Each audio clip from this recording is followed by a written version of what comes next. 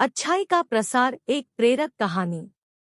एक बार की बात है, एक साधु महाराज अपने एक शिष्य के साथ दूर प्रदेश से अपने कुटिया के तरफ जा रहे हैं। तो दूर यात्रा के कारण वे दोनों लोग काफी थक गए थे और उन्हें बहुत जोरों से भूख प्यास भी लगी थी। लेकिन काफी दूर चलने के बाद एक घने जंगल से गुजरने लगे, जिस कारण से अधिक थकाव के कारण उन्हें और भी तेज भूख प्यास लगने लगी। फिर वे जंगल पार कर आगे पहुंचे तो उन्हें पास में एक गांव दिखाई दिया।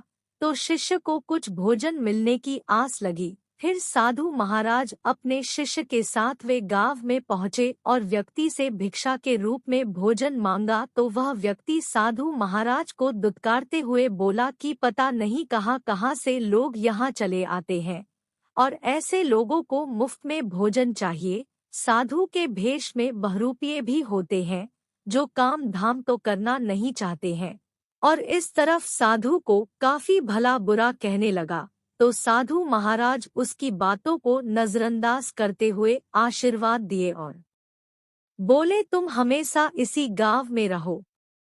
और फिर साधु महाराज आगे बढ़ गए और उन्हें आगे चलकर एक दूसरा गांव दिखाई दिया।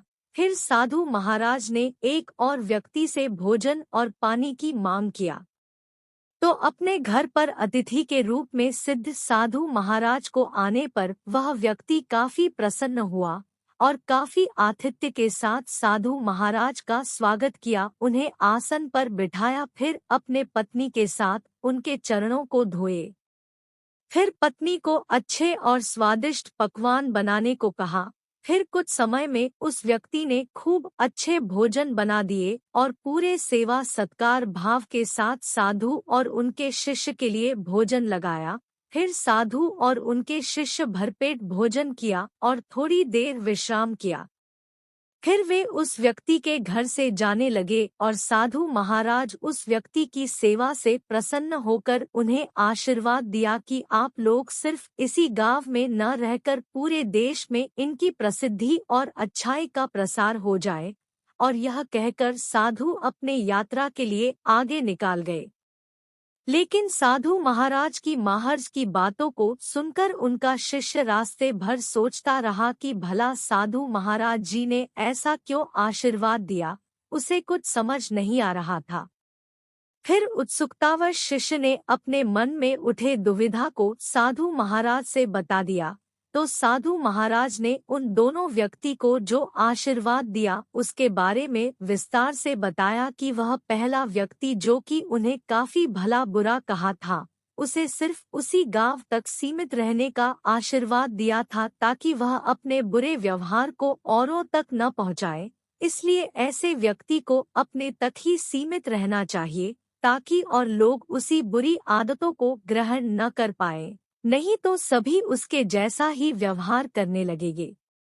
जबकि जो व्यक्ति ने उनको सेवा भाव से भोजन कराया था, ऐसे व्यक्ति का अच्छाई सिर्फ उसी गांव तक सीमित नहीं रहना और लोग अभी उसकी अच्छी बातों को सीख सके और अच्छा व्यवहार कर सके, इसलिए उसकी अच्छाई का प्रचार प्रसार हो। इसलिए ऐसे व्यक्तियों को सिर्फ एक जगह न होकर हर जगह होना चाहिए। इसलिए उसे पूरे देश में होने के लिए आशीर्वाद दिया था।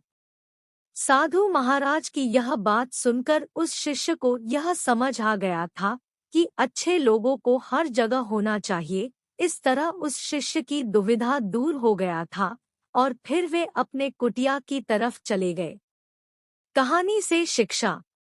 इस कहानी से हमें यही शिक्षा मिलती है कि हमारे पास को अतिथि आए उसके साथ अच्छा व्यवहार करना चाहिए, क्योंकि हमारे यहाँ अतिथियों को भगवान का रूप माना जाता है।